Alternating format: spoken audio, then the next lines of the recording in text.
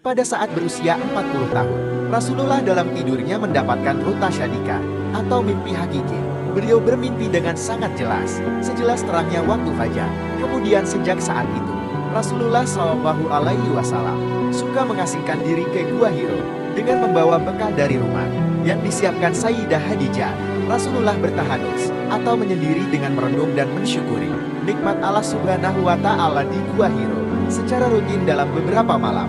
Dan ketika jiwanya telah mencapai kesucian, turunlah malaikat Jibril memberi ajaran dan membimbing Nabi yang membawa pada perubahan perjalanan hidup beliau dan umat manusia setelahnya. Inilah pertama kalinya beliau mendapatkan wahyu dari Allah Subhanahu wa Ta'ala melalui malaikat Jibril, yakni surah Al-Alaq. Dan momen pada saat itulah beliau pertama kalinya mengalami malam kemuliaan atau Lailatul Qadar.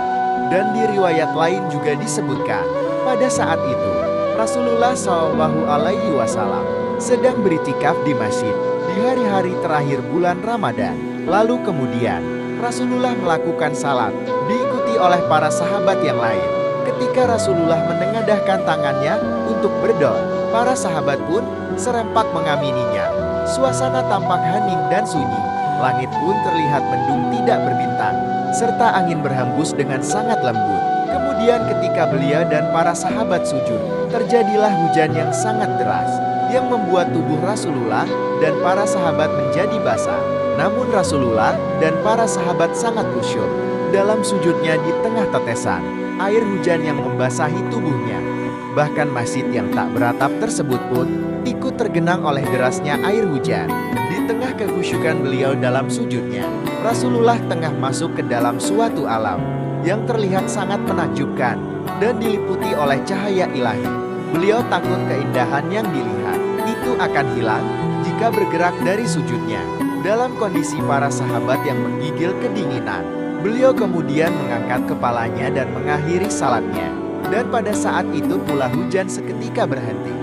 Kemudian Anas bin Malik bangun dari tempatnya dan berlari hendak mengambil pakaian kering untuk Rasulullah.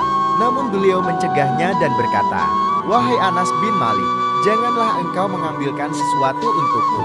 Biarkanlah kita sama-sama basah. Nanti juga pakaian kita akan kering dengan sendirinya."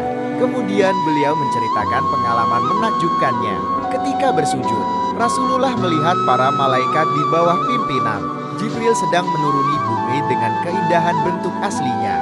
Para malaikat berbaris rapi dengan diiringi gemuruh tasbih dan tahmid. Alam semesta dipenuhi cahaya yang sebelumnya tidak pernah dilihat oleh mata manusia. Sahabat yang dirahmati alam, seperti itulah orang-orang yang meraih Lailatul Qadar. Hanya orang tertentu saja yang meraihnya, yaitu manusia ketika dia telah siap dengan segala kebaikan dan kemuliaan hatinya.